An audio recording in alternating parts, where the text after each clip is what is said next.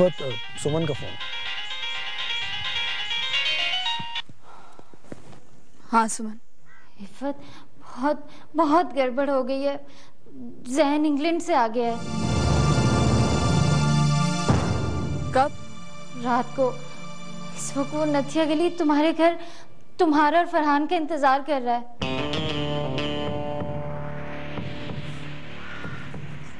कैसा मूड है उसका? वो भी गुस्से में है। इफ़त, तुम और फरहान घर मत जाना। वो पागलपन में कोई गलत कदम भी उठा सकता है। क्या क्या मतलब? मतलब का मुझे नहीं पता इफ़त। उसने खुद मुझसे कहा है तुम दोनों बस यहाँ से चले जाओ। जब तक उसका गुस्सा ठंडा नहीं हो जाता तुम कहीं छुप जाओ। इफ़त, वो पागल हो रहा है, तुम जवाब में कोई पागलपन मत कर देना। तुम मेरी फरहान से बात कराओ, मैं खुद उसे समझाती हूँ। अब नहीं, मैं सब समझ गई हूँ। तुम बिल्कुल परेशान ना हो। मैं वैसे करूँगी जैसे तुमने कहा है। तुम परेशान मत हो। खुदा हाफिज।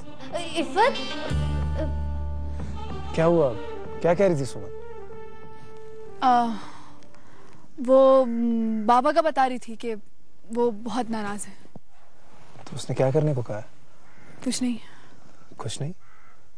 तुम मुझसे कह तो रही थी कि वो जैसा कह रही है तुम वैसा ही करोगी। वो कह रही थी कि मैं ज्यादा परेशान ना हूँ, तुम्हारे साथ खुश रहूँ। अब ये तो वो बिल्कुल ठीक कह रही थी। चाय पियोगी? हाँ।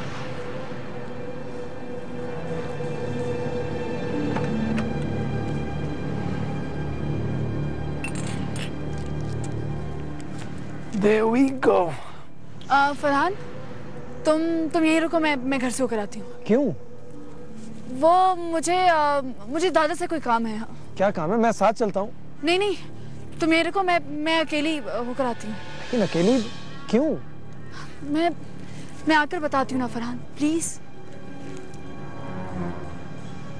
जाओ।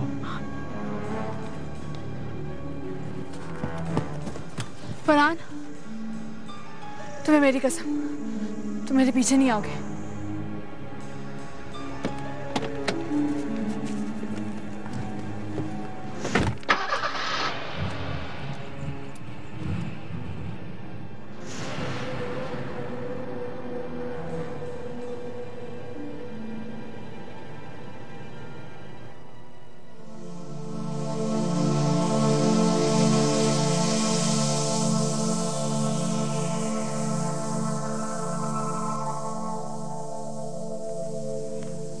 अम्मी,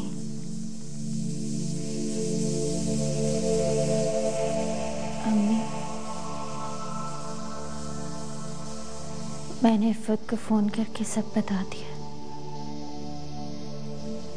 उसने मुझसे वादा किया है कि वो घर जाने के बजाय फरहान के साथ कहीं छुप जाएगी।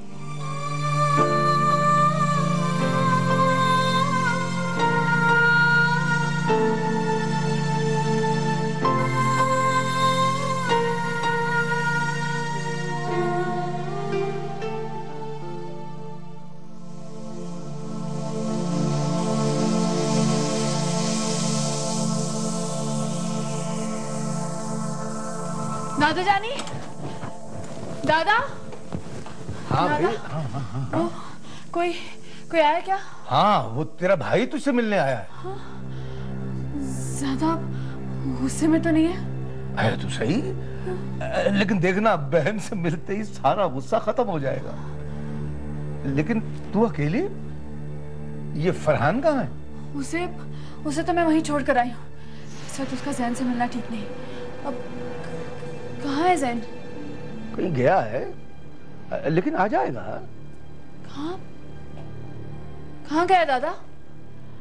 हाँ, कहीं हमें ढूंढने तो नहीं गया? फरहान, बहू इधर आ, इधर आ।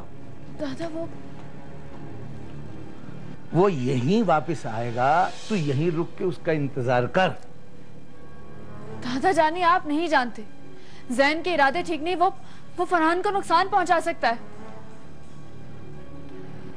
उसने तो फरहान का नाम तक नहीं लिया। वो तो सिर्फ तुझसे मिलने आया है। मुझसे मिलने नहीं आया दादा जानी। वो ये समझ रहा है कि फरहान ने मुझे घर से भगाकर शादी की है। वो उससे बदला लेने आया है। बदला लेने के लिए दुश्मन की पहचान जरूरी है, और मेरा नहीं ख्याल कि वो फरहान को पहचानता है।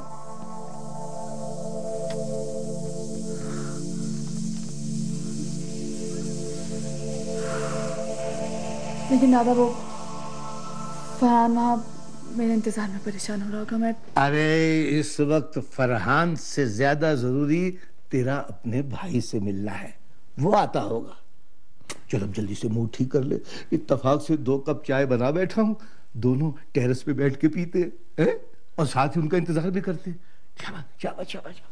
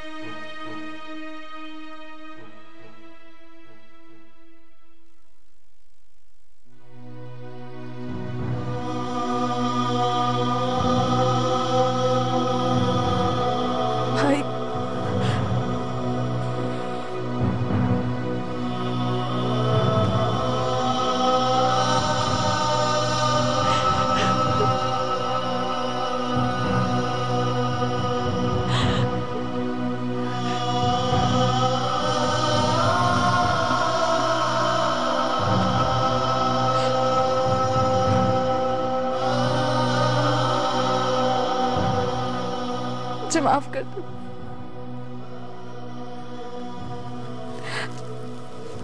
मैंने आप सबको बहुत दुख दिया।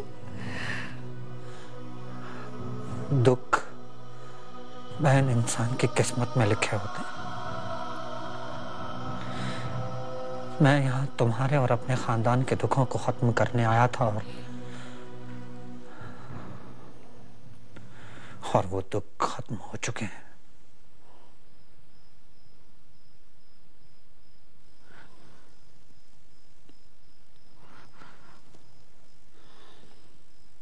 फरहान, फरहान कहाँ है?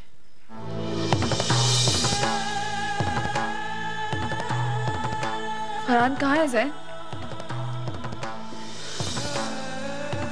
जैन, फरहान कहाँ है? जैन बोलो, फरहान कहाँ है? जैन, अगर फरहान को कुछ हुआ ना तो मैं खुद को भी खत्म कर लूंगी। बोलो, बोलो वो कहाँ है? जैन,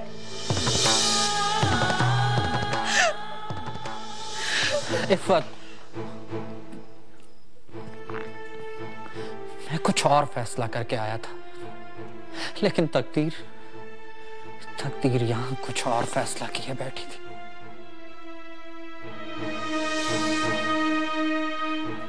मेरी तकदीर अब फरहान की तकदीर से जुड़ चुकी है जैन, और अगर तुम फरहान को कोई नुकसान पहुंचा कर आए हो ना तो तुम अपनी बहन की सूरत भी आखिरी बार देख चुके हो।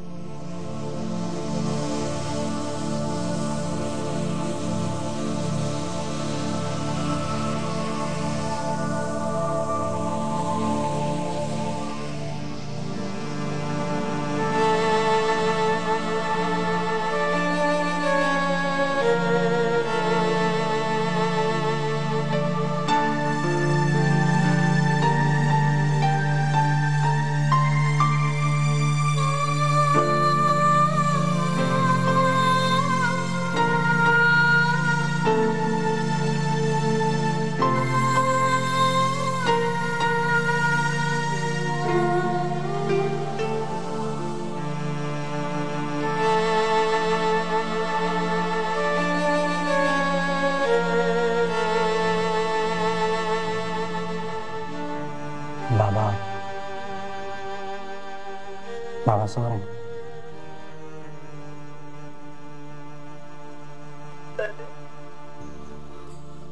रोज इतनी सारी गोलियों का पक्का लेके लेट जाते हैं, पता नहीं सो रहे हैं या।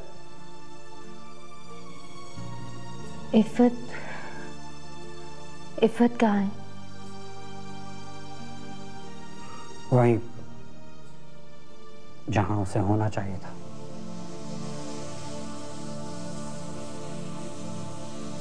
क्या मतलब? क्या मतलब बेटा? सुमन तो कह रही थी कि तू उसे साथ लेके आएगा। मैं यही सोच कर वहां गया था, लेकिन वहां जाकर पता चला कि मैं गलत सोच के साथ वहां गया था। साफ बात करो, वो ठीक तो है ना? हाँ। और फरहान?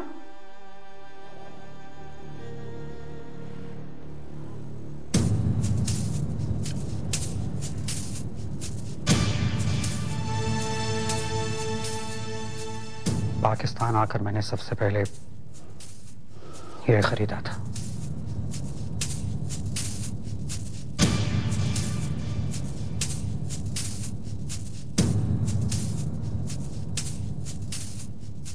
उस शख्स को गोली मारने के लिए जिसकी वजह से ये सब कुछ हुआ है। क्या किया तुमने? कुछ नहीं। फरहान की जगह अगर कोई और होता तो मैं अब तक उसे खत्म कर चुका होता, लेकिन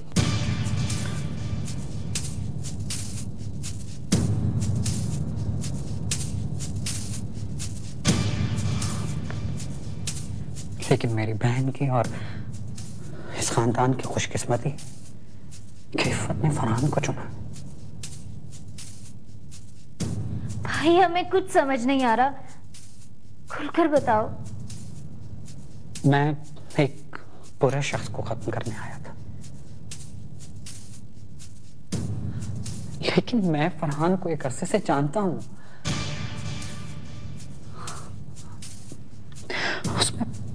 उसमें कोई बुराई नहीं है।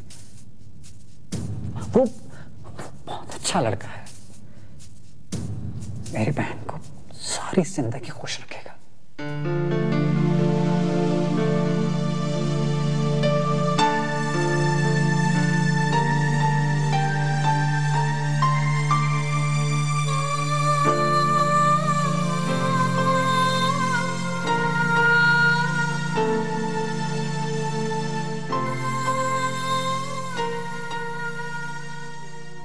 जैन और मैं 15 साल तक स्कूल और कॉलेज में इकट्ठे एक ही क्लास में पढ़ते रहे, लेकिन स्कूल के जमाने में कभी सलाम दुआ तक की नौबत नहीं आई।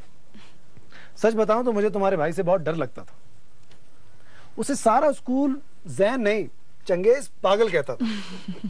उसकी हर रोज किसी ना किसी से लड़ाई मारपीट होती थी।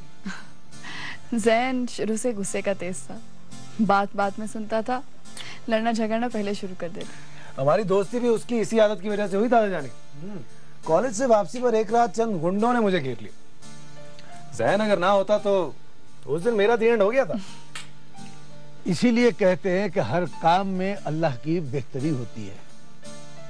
दुआएं दो उन गुंडों को जिनकी वजह से जैन तुम्हारा दोस्त बना। हाँ दादा, और दादा जानी जान तो जैन ने कल भी बचाई है मेरी।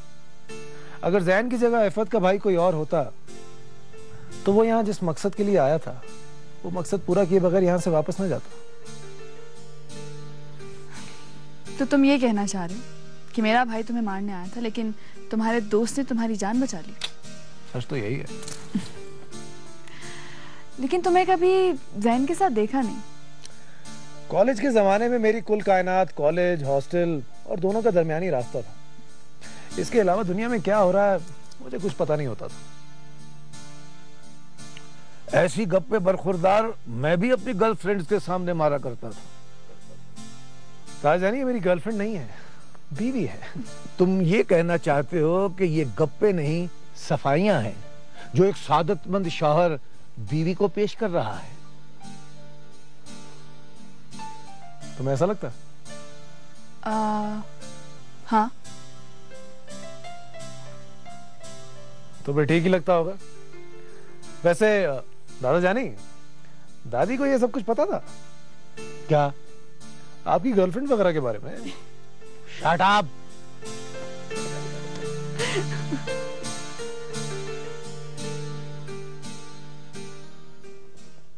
अगर मुझसे कोई ये कहे कि आज सूरज मगरिब से निकला है तो मुझे उसकी बात पर हैरतियां परेशानी नहीं होगी, क्योंकि कोई पागल शख्स कुछ भी कह सकता है, कुछ भी सोच सकता है। बाबा, आप कह रहे हैं तो ठीक ही कह रहे होंगे, लेकिन मैं ना आपको सूरज के मगरिब से निकलने की खबर दे रहा हूं, और ना ये बात जरूरी है कि कोई पागल हमेशा पागलपन की बात करे। कभी कभी वो भी अकल की बात कर सकता है। इसका फैसला कोई होशमंद ही कर सकता है जैन, और मैंने पूरी होशमंदी से यह फैसला किया है कि उसका इस घर से या इस घर में रहने वालों से कोई ताल्लुक नहीं। अगर उससे कोई ताल्लुक रखना चाहता है तो उसे कम से कम मुझसे हमेशा हमेशा के लिए ताल्लुक खत्म करना होगा।